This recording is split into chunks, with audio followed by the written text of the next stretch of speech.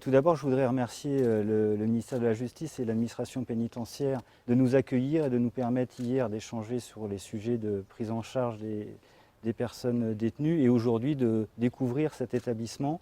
Une impression très agréable de l'environnement et de cette capacité de pouvoir faire voir évoluer les détenus de façon libre, pour aller à un certain nombre d'activités, pour pouvoir jardiner, pour pouvoir finalement reproduire une vie citoyenne classique, normale.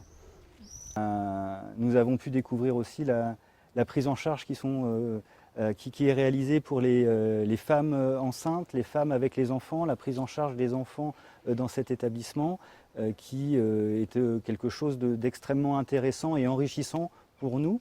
Aussi dans ces problématiques spécifiques, découvrir le travail en atelier, cette production d'uniformes qui est aussi très intéressante. La détention des femmes en France est beaucoup plus sécurisée. Comme tous les établissements pénitentiaires, il y a moins d'activités partagées collectivement, sans doute. C'est le principal point de différence. Le constat général que l'on fait depuis hier, c'est beaucoup de similitudes quand même dans l'approche des personnes. Ça va au-delà de la problématique des femmes incarcérées et en même temps des différences culturelles, notamment avec un aspect très communautaire dans la manière de vivre collective ensemble en détention. Donc effectivement, on a des échanges très riches et intéressants parce que ça peut nourrir notre réflexion. Il y a des points de comparaison et ils ne sont pas toujours dans le sens qu'on attend lorsqu'on arrive en Russie depuis la France. On est peut-être parfois sur des a priori. Donc c'est extrêmement enrichissant pour l'ensemble de la délégation. Là où on peut s'enrichir mutuellement et partager une réflexion, c'est entre votre volontarisme pour lutter contre le nombre de personnes détenues et nous, la volonté en France de développer toujours et encore plus les aménagements de peine, les alternatives à l'incarcération. Il y a une convergence en termes de réflexion possible avec des partages d'informations sur le bracelet électronique, sur le travail intergénéral. Donc, notre réflexion au niveau administration pénitentiaire française, elle est extrêmement large. Elle ne s'intéresse pas qu'à la prison, ou en tout cas à la prison, dans le cadre d'un parcours d'exécution des sanctions pénales. Donc ça inclut l'aspect de probation. Alors, en France, les mères peuvent rester avec leur enfant en détention jusqu'à 18 mois. Mais il y a beaucoup moins d'enfants en détention, il y a beaucoup moins de femmes incarcérées aussi, les chiffres ne sont pas du tout les mêmes. Du coup, le travail est plutôt fait sur l'intégration de l'enfant dans les systèmes extérieurs de crèches, d'assistantes maternelles, et ce n'est pas géré à l'intérieur de la prison comme ici.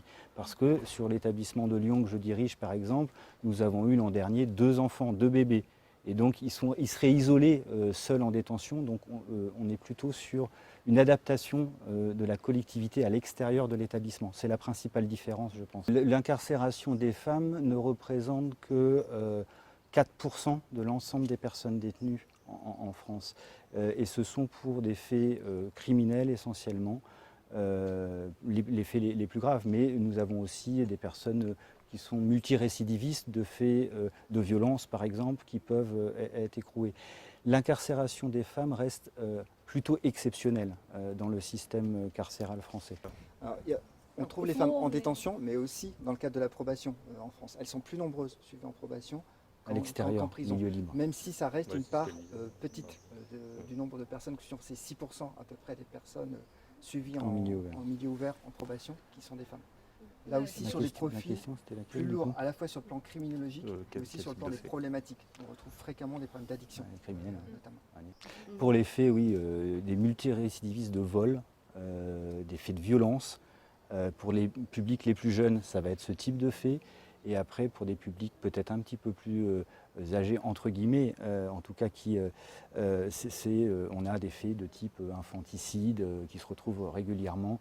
Et on a une proportion un peu plus importante de femmes étrangères qui peuvent être incarcérées dans les établissements français liées à de la délinquance qui peut être aussi organisée dans le cadre de réseaux et qui peuvent notamment provenir de ce qu'on appelle en France les pays de l'Est.